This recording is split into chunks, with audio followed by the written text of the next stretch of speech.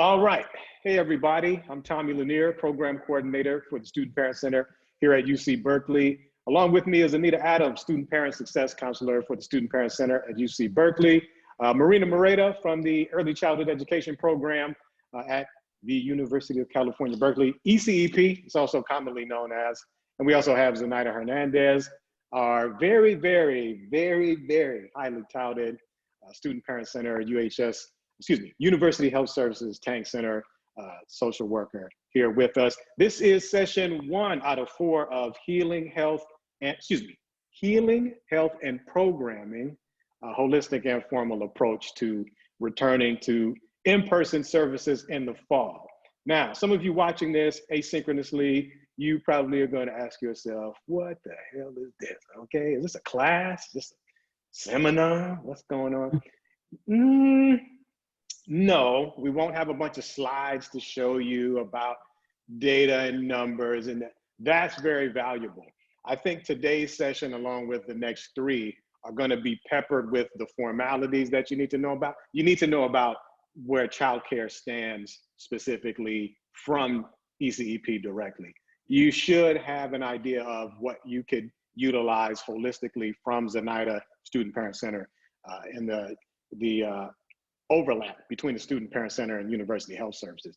But this program, this session, and the next 3, Anita and myself, along with our campus partners, we want to talk about the holistic aspect of the pandemic's impact on programming, on how we've done things for the past 18 months, but also to talk about what is in store in the future. That's a different conversation. We don't want to have that August the 1st, September the 1st, okay? January of next year, oh, what the hell happened in September? We're not doing that. We're having conversations early. And yes, they probably will be difficult. These videos might be a little difficult to watch. Information's like, well, why did you say that? I didn't want to hear that, right? We'd rather have you know now and walk with you towards a solution as opposed to just guesswork. What the hell is going on? I don't know what's going on. Well, we don't know either. We're not going to do that, all right?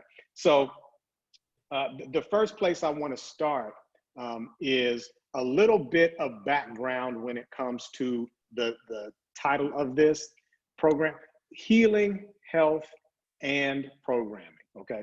The first part is maybe self-explanatory, maybe not. A lot of us have been impacted by the past 16 months now when it comes to this pandemic. COVID-19 pandemic forced all of us to not be on campus at UC Berkeley and become literally faces on a screen. In the midst of life that's happening around you as a student and a parent, that's a hard adjustment, right? And that in itself can turn into stress that, unfortunately, as heavy as that is, we unfortunately start to normalize that. And from lived experience, learned experience, we might run the risk of forgetting that each day we're waking up, we're logging on, we're going on to Zoom and Google Hangout and texting phone, but that's not how this is supposed to go. I don't want to quote the chancellor of the university verbatim, but I'll say it like this. The Student Parent Center has been operating online for the past 18 months, but we are not an online program. You get what I'm saying? This stuff has probably stung. We want to try to help triage that now. We're not going to sit here and waste your time talking about how we're going to do this more in the future. It's time to return to campus. In what way? In a way that acknowledges the past 16 months, its impact on you, the pleasant and the not so pleasant. We got to talk about that too. And that's where the context for healing comes in. That's why we have Zenaida here with us. That's why we want to have student feedback as well. That's why we have Anita here as well, and Marina at ECEP, all right? Healing, health and programming are almost mutually exclusive. Our programming in the fall is not just exclusively about what's plausible for student scheduling. It's also going to be based off of CDC health guidelines, and with conversations about the pandemic waning, vaccination rates going up, we still have work to do for you, specifically student parents, to make sure that you're in a safe space. And I don't just mean the student parent center, the safe space that we've had for quite some time, where the sociological safety that, you know, we all enjoy. It's good community, right? But we also mean, like, I don't want to catch COVID because I touched the damn computer. Okay? It has to be safe like that as well. It has to be sanitary. So there's a broad spectrum when we say health. And then lastly, along with health programming, how is this going to work? What is this going to look like, right? So we'll talk about some of that a little bit farther along. I think we're doing good on time.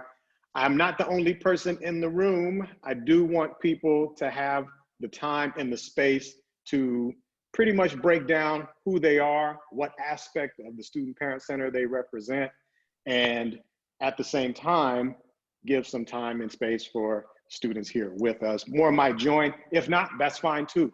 This portion of the program will be recorded for other students. If you're watching this like, oh, I couldn't make it, I had to do, don't worry.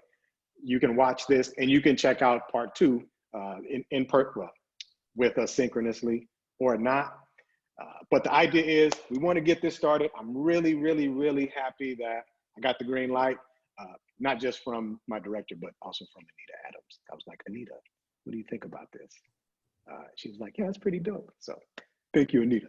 Okay, here we go. I'm going to stop talking. I'm going to mute my mic.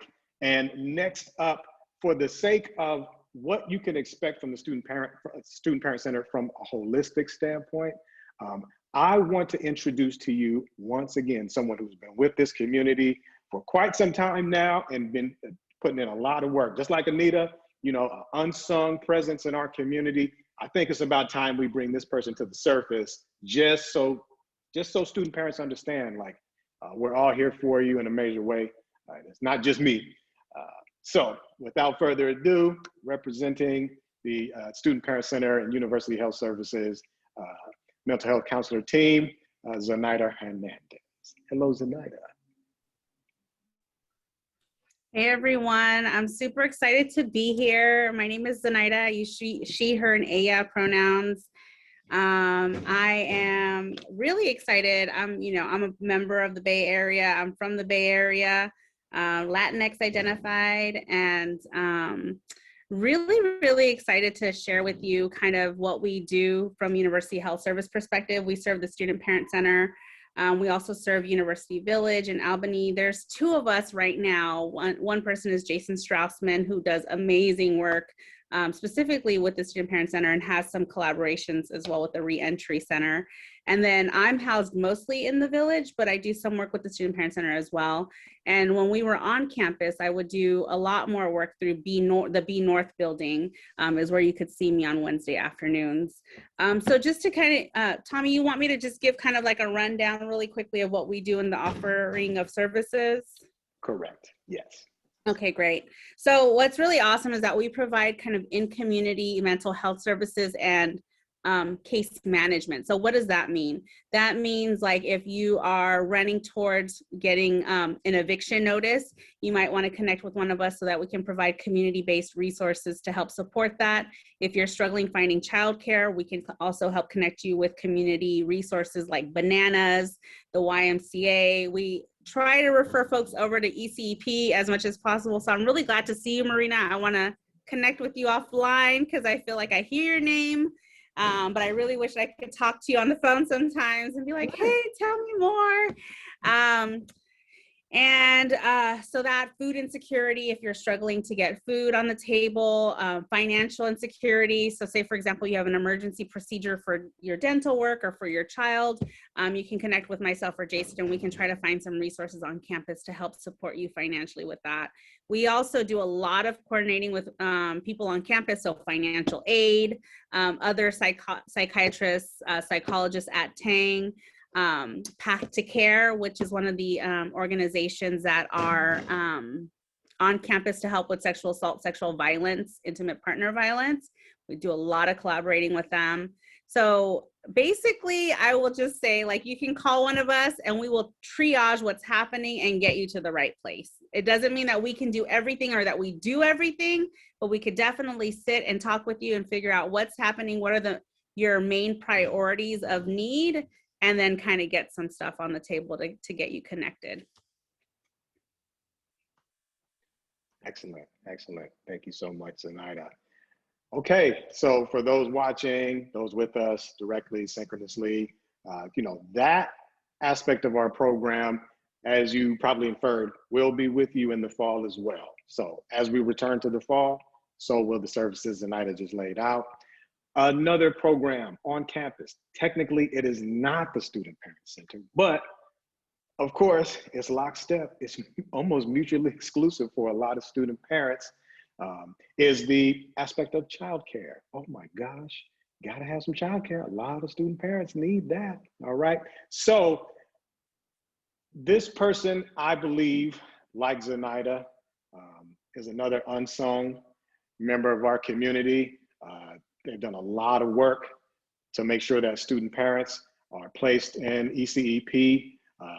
A lot of that work goes unnoticed. We don't want to continue to do that. So we want to highlight her knowledge, her expertise. And she was very, very gracious with us and offered to come to this check-in and just give the Student Parent Center, student parents, a breakdown of what to expect and what to anticipate in the fall. And I think that's very important because, knowledge cancels noise. Clarity is definitely something that we all need right now. With that being said, from the Early Childhood Education program, please welcome, and I'm going to mute my mic after this, for a brief update about the fall and Early Childhood Education program, ECEP. Please welcome Marina Moreda. Thank you so much, Tommy. I'm so happy to be here. I think that this is the first time we do something like this, so this is something new. But I hope that doing this we can reach more students, and I do welcome all the students that they got their admission letter. Now they are trying to find out now what do I do with childcare, with housing, and all that stuff that you gotta do. So yes. So if you had children, be sure to apply with us. Right now, we do have vacancies. We have preschool vacancies for 3 and 4-year-olds. Also for children who are 24 months and older. The unfortunate thing is that we don't have a lot of spaces for infants, for little babies like 3 to 20 months. For that particular age, we don't have spaces anymore. But we do have these spaces for all the other ages. And if even if we don't have spaces for younger babies like infants, we encourage you that you apply anyway so that you can be in our waiting list in case some openings become available, after we start the semester, and also knowing that you need childcare, I might be able to refer you to other agencies who potentially have vacancies available, right? So yes, usually what the first thing that you need to do is you go to our website, complete the subsidized application. When you apply, we ask you that you submit your class schedule for the fall, any income verification that you expect to have, like initial aid, hours, child support, or any other, if your parents are helping you out, we need to know all that, Also, if you have a partner, a spouse, we also need to know what is your partner or spouse doing. Is he at home or she, or what is seeking for employment? We need to know, And if you have problems getting any of the documents, like if you're not able to register yet, just let me know, call me, email me, and tell me, let me know, what do I do? We'll wait for you, we just need to know. And also in our website, you're gonna find that we usually require that you enroll in full-time, like at least 12 units. We are a full-time program, and so in order to have your children with us, you have to meet the requirements for full-time, right? So usually 10 to 12 units, 10 units, sometimes it's okay. But also if you enroll in less than those units, but if maybe you have a part-time job, or just come to talk to me, and then, we'll figure it out, right? And also Tommy is really good, and giving some ideas how can you be eligible for full-time childcare with us, right? Unfortunately, we don't offer part-time childcare for those families who are looking only for 2 days a week, 3 days a week. We don't offer part-time childcare, right? So it's only full-time childcare. But come with us and we can refer you with other agencies, other childcare agencies that they can help you with part-time childcare if you only need part-time childcare. Okay, and right now our office, our main office is located at 2339 K Street, but we have visitor restrictions, so we're not allowing visitors to come in to our office. But I'm available via email or by phone. If you have any questions, we're paying attention to the local health department, the communicator licensing, to see when are they going to lift those restrictions, and then we will let you know. But in the meantime, here at ECEP, no visitors allowed, but send us your application by email. That will be the best method, to deliver your application. Okay, well, thank you so much. Thank you, Marina. I'm really glad you were able to join us because the information that you just gave is helpful to students who may, because of the visitor restrictions or because of just different impediments, they may not be able to get this information that you gave. And they'll come to me, they'll come to Anita or Zenaida.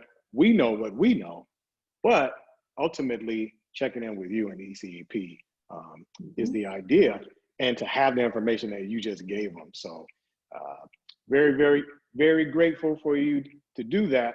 And then lastly, let me say for student parents watching this, we want to make sure that you have the correct information about these programs and these services, because again, knowledge will cancel out noise. And what noise do we mean? We mean sometimes a noise of assumption or miscommunication. As sincere as it might be, well-intended as it might be, we can only get so far with miscommunication or assumptions. So you're not at fault or wrong or anything like that. If you assume something to be true and it's not, after hearing what she said or what I say or Zenaida, or you assume something, you're not at fault. Doesn't make you a bad person, anything like that. It just means there was an error, and we just want to make sure that we correct it and clear it up and keep moving forward. That's all we can do. So thank you so much, Marina. You're more than welcome to stay with us the whole time and join us. But if you have other things you got to do, no problem. All right. Well, this time of the presentation, this time of the presentation, we actually dedicated Anita and myself to 2 things, maybe 3. The first is just kind of giving you some concrete expectations from what we have planned, and then some more, not abstract, but more tentative planning. Like, okay, this is definitely going to happen. This over here, maybe, maybe not. Time frames, general time frames. And then most important, and I'm really saying that, I'm not trying to stroke nobody's ego here, is your feedback, you, the student parents. And this can be done here with us now, like this is your time. And for people watching this asynchronously, you can also follow up with us, myself, Anita, Marina, Zenaida, and check in with us individually to talk through and work through some of the things that might have come up. We are not here to push anybody and force anybody to do anything that is just not ethical right now. We do want to communicate to you. In fact, we want, as you probably can tell, we want to over-communicate to you, over-communicate, right? Especially now, nice and early, summer's a different tone. So I'm going to now talk about very briefly, and Anita can assist me with this, if you have any thoughts or ideas that come up, what you can expect from the Student Parent Center in the fall. Drum roll, please. Okay, fake drum roll. It's not a real drum roll, y'all. It's a fake one, okay? The first thing you can expect is that, Center for Disease Control guidelines, federal, state, and county health guidelines being what they are, If everything holds, COVID cases, vaccination rates, we will definitely return to in-person programming in the fall, okay? I want to be clear about that. Yes, yes, yes, we are going to be done with just the screens, all right?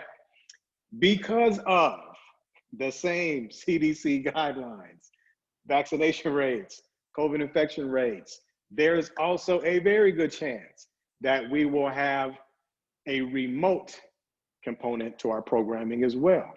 So what I'm speaking to in a very long and drawn out way is the Student Parent Center will be back in person with hybrid programming in mind based off of the guidelines we've been given. The other part of this is very important. We know that it's probably going to trickle in, but based off of student feedback as well. And then transparently, this is probably a part of our program that I think we do well at, is, you know, making sure that we don't leave pro staff, student staff, and internship bandwidth on the back burner as well, right? So we all have lives and responsibilities we have to tend to, and that's another component to it. The idea though is, yes, we will be back in the fall. Yes, it will be a hybrid schedule. Yes, it will be based off of what is the best blend of programming after hearing and seeing and learning everybody's feedback and input when it comes to availability and bandwidth. Me and Anita can talk about ours amongst ourselves. Same thing with Zenaida. With students, that's different. We need to over communicate with you, hear from you. And that is where we definitely don't want to, undermine any opportunity we have to do it by maybe doing it a little too abstract. We want to do it directly. So this is a part of that directivity. If that's not even a word, but whatever, directivity. But we also have a Google form. Anita, could you speak a little bit about the form? And then we can probably go into student feedback, if that's okay. Yeah, so thanks, Tommy. We want to hear from you guys.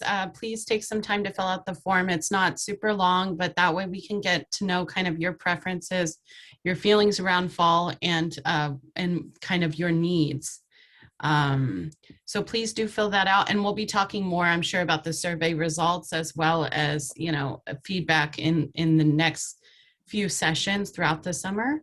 I put the survey form into the chat, so please click it there. And then for those of you watching this asynchronously, we'll put it in the comments for the Facebook video.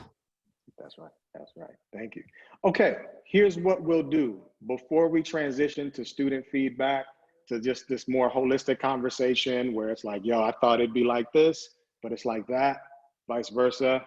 I'm gonna stop recording. You want to know why? Because again, this is a safe space. So we want to make sure that folks watching asynchronously, thank you for joining us asynchronously to get the update. Folks with us directly, stay with us. We'll talk through it. But this is where the asynchronous part ends, and just the specifically synchronous part, the more check-in, almost town hall-like portion of the session begins. All right, so thank you everybody for checking in asynchronously. People here with us, please stick around.